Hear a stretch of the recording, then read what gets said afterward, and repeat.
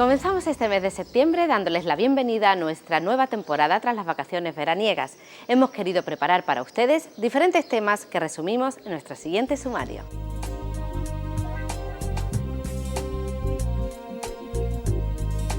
La Asociación Juvenil Aldaba de los Salesianos de Utrera ofrece una interesante propuesta educativa para el tiempo libre.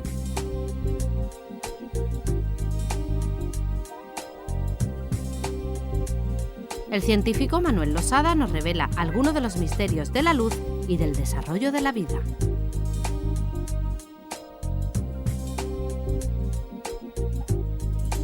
Miles de granadinos visitan cada día 9 la tumba de Fray Leopoldo de Alpandeire, atraídos por una devoción que supera el medio siglo. Este mes de septiembre se presenta anunciando el próximo comienzo del curso escolar que tanto condiciona a las familias. Es un tiempo para hacer planes y llenarse de ilusión ante lo que está a punto de sorprendernos. En nuestro primer reportaje nos hemos trasladado a Utrera. Afortunadamente hay experiencias como Aldaba, en el Colegio de los Salesianos de Utrera, que ofrecen una cara positiva y esperanzadora de la tarea educativa. La localidad sevillana de Utrera acoge desde hace 126 años una de las obras educativas más significativas de los salesianos en España. Nos referimos al Colegio Nuestra Señora del Carmen, una apuesta por la educación en valores que sigue al pie de la letra el carisma de Don Bosco y que ha sido y es el referente educativo de muchas generaciones de utreranos, sevillanos y andaluces. Una de las opciones que tenemos nosotros a la hora de educar, quizás la opción fundamental, es la promoción integral de la persona. Habla Don Bosco de honrados ciudadanos y buenos cristianos. Entonces la persona pues se desarrolla en todos los ámbitos. Se desarrolla en lo que es propiamente intelectual, la dimensión trascendente, la capacidad de relaciones con los amigos. Por tanto, el tiempo libre juega un papel fundamental en todo esto.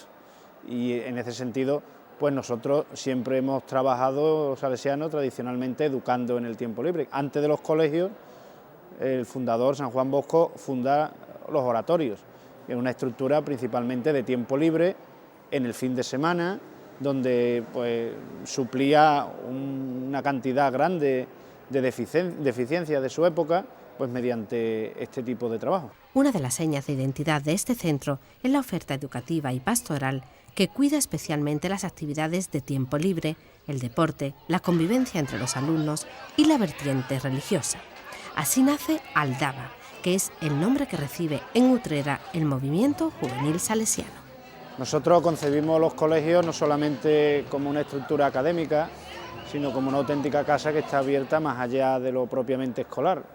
Entonces Aldaba es uno de los ambientes fundamentales de la casa, junto con la escuela, el internado, pues también todo lo que es la atención del tiempo libre, atender a los chicos en esas dimensiones que lo escolar no llega.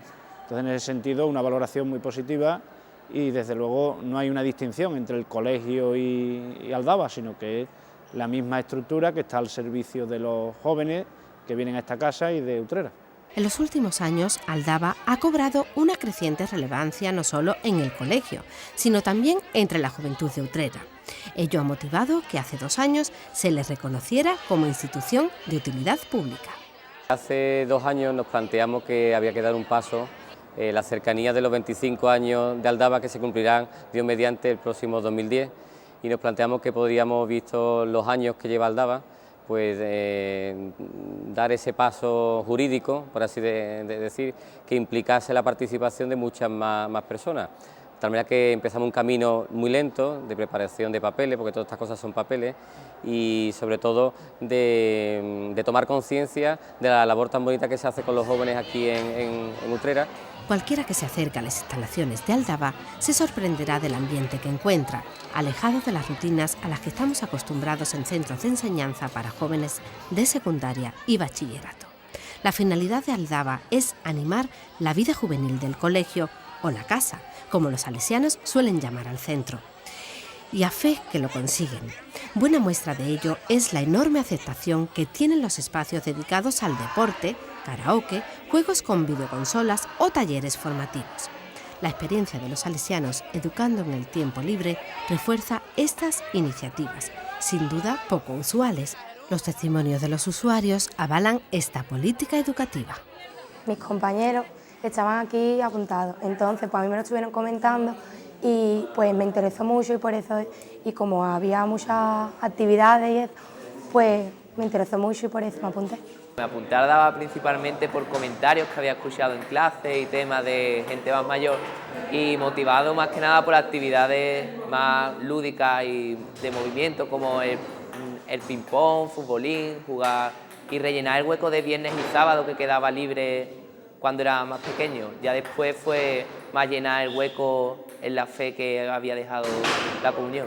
Aldaba es también una oferta religiosa, un itinerario de fe que se concreta en grupos de formación, talleres de oración y lugares de encuentro.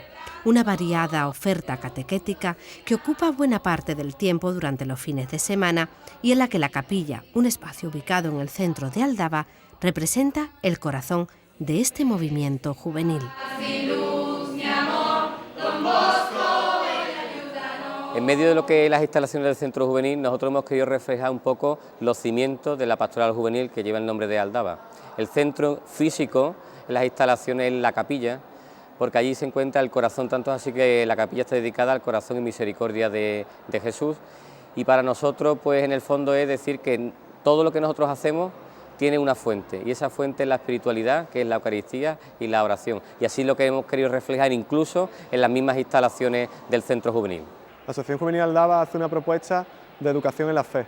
Proponemos a los jóvenes un itinerario educativo en el cual ellos van creciendo con el acompañamiento de los monitores, van creciendo en la fe y se van formando como buenos cristianos hasta el punto en que luego ellos mismos quieren comprometerse con otros jóvenes de la asociación y así vamos cerrando el ciclo. Vamos formando personas hasta el cual ya cuando ellos vayan ya creciendo son ya personas hechas con un carisma salesiano, tanto en sus vidas, como en sus familias, como en la sociedad. Esto está en principio orientado como unas catequesis postcomunionales, pero más después cuando sigues un poquito por el camino te encuentras con que es una preparación para la confirmación, que nos vamos en primero, para los alumnos de primero nos van preparando en estos años, nos hacen grupos, nos organizan misa los sábados y después nos reunimos aquí. Aparte también está lo que es en una edad más intermedia, centramos en Dios, pero también en lo que es el comportamiento, enseñar a los niños a ser un poquito más educados y más respetuosos con los demás. Nosotros hemos hecho una apuesta por una evangelización explícita, pero especialmente con un rostro muy alegre, de tal manera que los jóvenes vean que es posible también seguir un camino en la fe. Y eso no está reñido también pues, con la alegría, con el entusiasmo que nos dejó la herencia pues, San Juan Bosco. De tal manera que nosotros la prioridad es acoger a todos los jóvenes y proponerles un itinerario de educación en la fe dentro de lo que se llama el movimiento Cristo Vive, sus distintas etapas, y que después los chavales en un primer momento que se acercan, muchos se acercan por el fútbol, otros se acercan por los talleres, pero poco a poco van viendo propuestas que son aquellas que nosotros pues, les ofrecemos y ellos aceptan. Llama la atención la positiva participación de los alumnos en las actividades que se proponen desde Aldaba. Una muestra de ello es la jornada lúdico-festiva que se celebró en el Salón de Actos del Colegio a beneficio de la campaña de Manos Unidas. Un lugar de encuentro con clara inspiración salesiana. Un ámbito juvenil donde hay tiempo para la música, el deporte, la formación y el crecimiento en la fe. En definitiva, un sistema educativo preventivo basado en los 3 pilares ya clásicos en las obras salesianas: razón, religión y amor. Una alternativa saludable a las necesidades formativas y de ocio de nuestros jóvenes. Todo esto es Aldaba.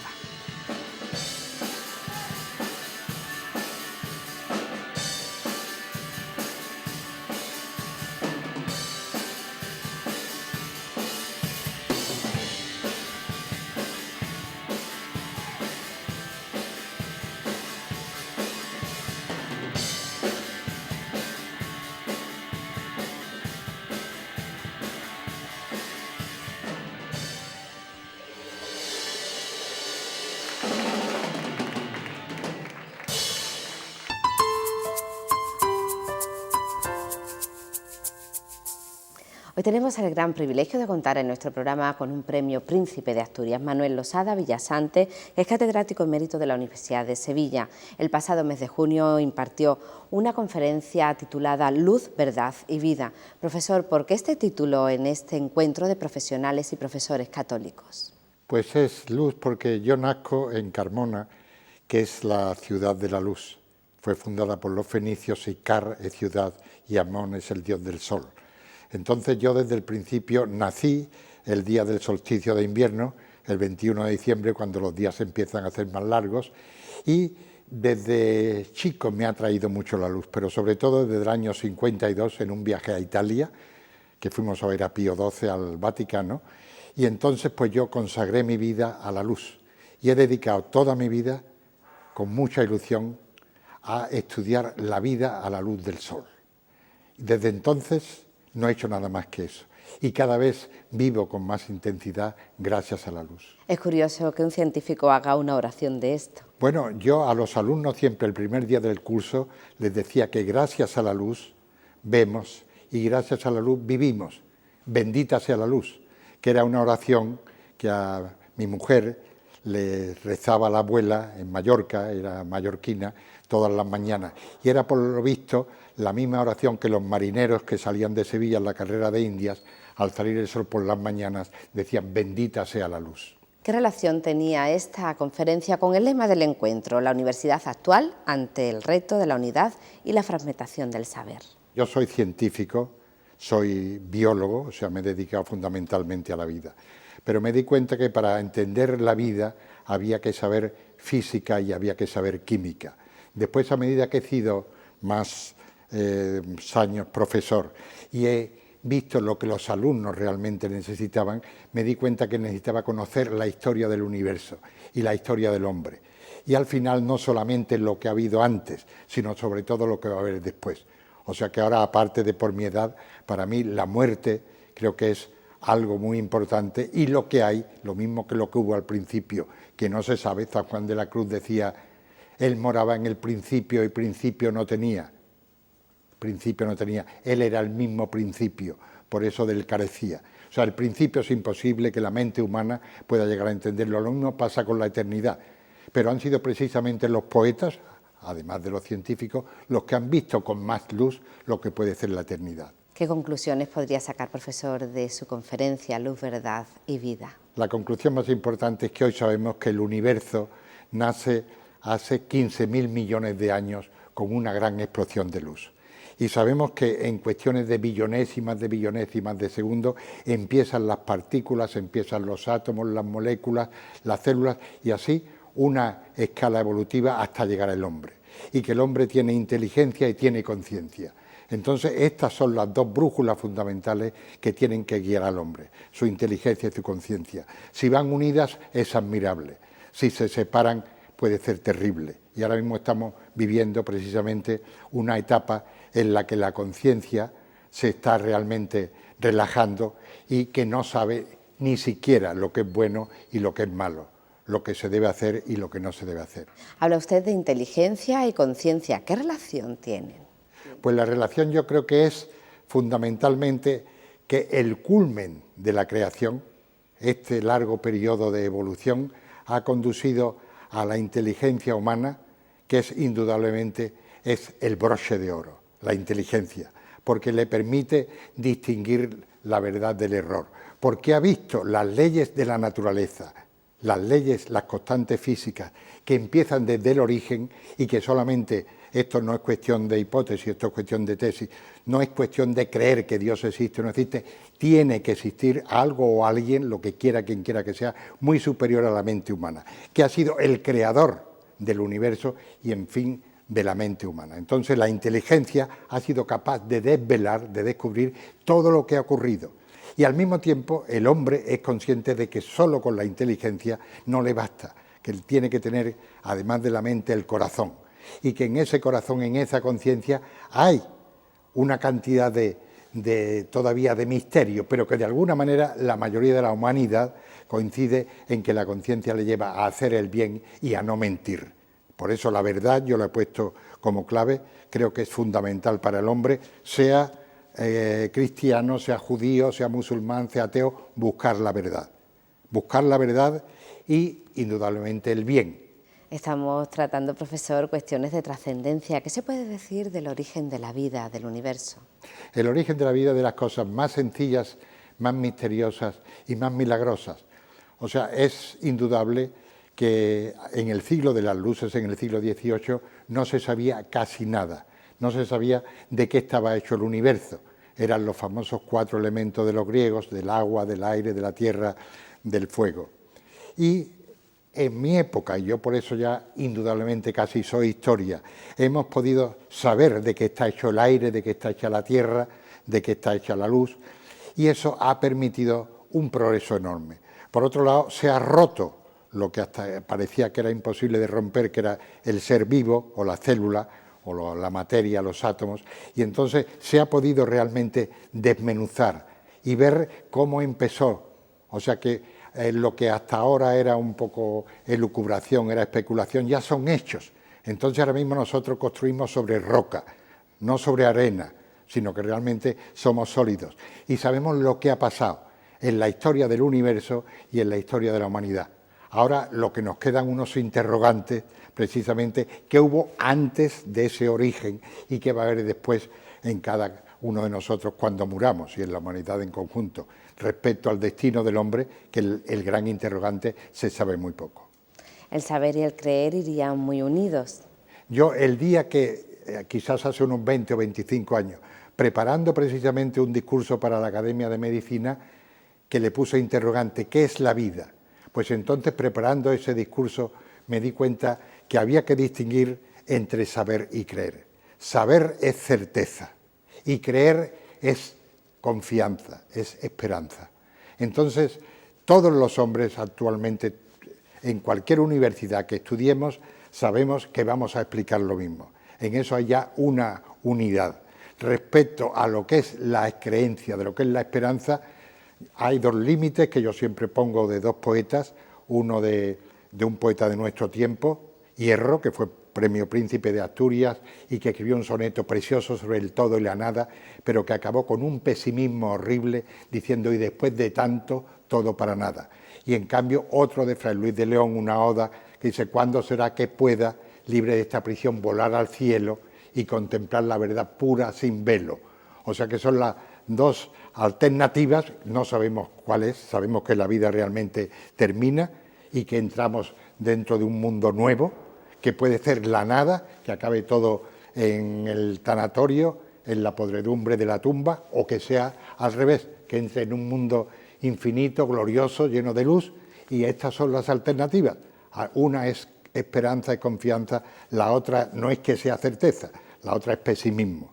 Benedicto XVI tiene una temática a la que alude constantemente y es razón y fe. ¿Qué relación existe entre fe y ciencia, profesor? Pues es lo mismo que la creencia y la ciencia. Yo, como científico, yo soy un hombre de fe y creo que todos los científicos somos hombres de fe en la verdad, en la ciencia, y es la que nos impulsa realmente, la que nos impulsa a buscarla y a encontrarla. Entonces buscamos la verdad y buscamos a Dios. ¿Qué le han aportado a usted, profesor, premios como el Príncipe de Asturias? Pues la mayor alegría es que lo que yo he dedicado mi vida, que como le decía al principio, ha sido a estudiar la vida a la luz del sol, que realmente he hecho cosas muy importantes, cosas muy bonitas. He llegado en una etapa en que se estaban haciendo grandes descubrimientos, sobre todo en donde yo estuve en California y después aquí al volver a España. Hemos hecho contribuciones muy importantes a la ciencia. Yo he enseñado, o sea, yo he sido profesor. Además de investigador, he sido profesor y he tenido la suerte de que muchos de mis alumnos me superen, con lo cual no solamente es lo que yo he hecho, sino lo que yo he ayudado a que hagan otros y a que aprendan mis alumnos, a que aprendan otros. Bueno, ¿qué campos de su especialidad le quedan por investigar como curiosidad inmediata? Convencer a la gente primero que lo que se sabe, las leyes estas de la naturaleza son las que nos llevan a Dios, que no es una cosa ahora mismo que no se sepa, sino que se sabe. La ley de la gravedad, la ley de Einstein, la ley de Planck, todo eso se sabe, que sepan que eso existe desde el principio y que es de una sabiduría tan grande que solamente puede haber hecho alguien o algo muy superior a nosotros y que nosotros somos fruto de esa inteligencia y de ese amor supremo que existió al principio y que sigue hoy existiendo. Profesor, todo un privilegio el haber contado con usted, como siempre, muchísimas gracias.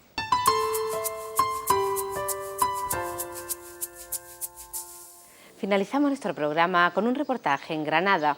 Allí, como saben, está muy arraigada la devoción a Fray Leopoldo de Alpandeire. Por eso, el 9 de cada mes, un auténtico reguero humano hace cola en su santuario para visitar su tumba. Hoy se lo contamos y nos despedimos hasta el próximo domingo, que tenemos una nueva cita con ustedes. ¡Feliz semana!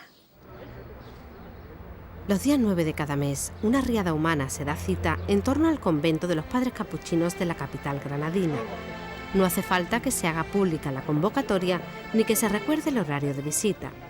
Prácticamente nadie en Granada es ajeno a una devoción que trasciende los límites de la provincia y que tiene su origen en el ejemplo y fervor popular que generó en vida un fraile limosnero que pasó por el mundo haciendo el bien, Fray Leopoldo de Alpandeire.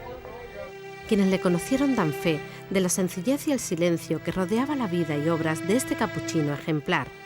En sus paseos por las calles de Granada ya se vislumbraba la estela de santidad que ahora la Iglesia está a punto de reconocer. Hablaba muy poco, porque era ya un poco norma, y luego el silencio de él, hablaba muy poco. Con la gente, sí, le admiraban, algo notaban ya y le admiraban, ¿sabe? Y le tomaban cariño, eso sí es verdad. Él no hizo nada extraordinario, no fue un misionero famoso en tierras lejanas, no levantó ningún hospital, no escribía libros, no es, ni era un predicador, no, era más bien, no es que fuera balbuciente tampoco, pero era más bien de un carácter introvertido, taciturno, algo así. Y ahora se ha convertido en un predicador silencioso donde vienen a su tumba gente de toda España, de toda Andalucía, de Granada, de Málaga, de Sevilla, constantemente. La santidad de ella algo tenía porque lo reconocían y le trataban así, con esa bondad y ese respeto, eso sí. 53 años después de su muerte, sigue viva la llama de fe y autenticidad que prendió este religioso atípico en los corazones de miles de fieles de muy diversa procedencia. El ejemplo de Fray Leopoldo es el de una fe sencilla, con un corazón de oro, como se le definió siendo niño. Precisamente esa actitud austera y humilde caló entonces y lo sigue haciendo ahora en un devocionario popular que se concreta de forma visible cada día 9 en torno a su tumba. Mi madre lo conoció cuando era fraile y pedía, y era un hombre bueno, ¿no?, por los pueblos de Granada. Y entonces, pues particularmente nosotros le pedimos siempre que interceda para con Dios. Y el día 9 del mes pasado, que fue justamente su día, le pedí algo bastante difícil de conceder y me lo ha concedido. Hoy venía a darle las gracias y qué mejor que públicamente que me he encontrado a ustedes. Yo tengo mucha devoción, siempre que tengo algún problemillo o algo me acuerdo de él. Y vengo casi todos los 9 que puedo. Vengo porque está mi madre enferma. Y hace muchos años mi madre vino por mí y vengo hoy por ella. Entonces lo que quiero es que se mejore, vengo de Córdoba. Le tengo muchísima fe, muchísima. Vengo todos los años de Málaga 3, 4 veces. Que he visto casi los milagros en la casa, muchas veces, y en mí, que me mandaron 8 meses de cama y 4 meses de cama. Y a los 18 días, gracias a Dios, yo creo que por él, claro, con la ayuda de Dios, porque él se lo pidió a Dios, es que él está muy cerca de él. La devoción a Fray Leopoldo pone de manifiesto algunas cosas muy esenciales de la experiencia cristiana. Yo creo que la necesidad que los seres humanos de todo tipo tenemos de poder reconocer la presencia y la cercanía de Dios en hombres que no tienen ninguna otra cualidad más que el ser hombres de Dios. Y yo creo que la sencillez de Fray Leopoldo expresa eso. Y eso el pueblo cristiano, los hombres, la gente sencilla, lo reconoce, y lo reconoce con mucha inmediatez. La devoción a Fray Leopoldo ha roto muchos esquemas. Varios datos dan cuenta del arraigo que esta devoción tiene no solo en Granada. Sirva como ejemplo el hecho de que 60.000 personas desfilen todos los meses ante la tumba del fraile limosnero, lo que convierte a este enclave religioso como el segundo lugar más visitado de Granada tras la Alhambra. Como tenía esa fama de bueno, eso sí, de santo varón, pues lo veo normal. Pero no creíamos, en aquel tiempo no podíamos pensar este movimiento, ni tampoco ese desbordarse las personas que le conocían, aclamándole, diríamos, en cierto modo, por santo. Eso sí. El verano pasado, en esta cripta de Fray Leopoldo, pues yo estaba un poco recién llegado aquí, casi en este servicio llevo 2 años, 3. Entonces yo estaba un poco extrañado de ver, si se me permite la franqueza. Yo nunca había visto más ombligos femeninos al aire que en la cripta de Fray Leopoldo, acompañado de damitas, estas damitas de caballeros con esos pantalones que creo que le llaman ¿cómo se llama?, de pirata, con esos pelos añadidos, ¿verdad? Yo tenía un complejo que para qué le cuento, entonces yo no me aguanté las ganas y le dije, mira muchacha, disculpa, ¿qué es lo que tú vienes buscando aquí, a la tumba de un anciano que se murió hace 52 años, 53 este año, estoy hablando del año pasado? Y me dice la muchacha, después de que yo le hice toda esta presentación, dice, mire padre, lo que yo vengo a buscar aquí, ¿qué voy a estar buscando? Lo que no encuentro no por ningún lado, autenticidad, en un mundo tan tramposo como en el que estamos viviendo. Así me contestó la muchacha, autenticidad. La devoción popular siempre expresa como una necesidad muy elemental de la experiencia humana, del corazón humano.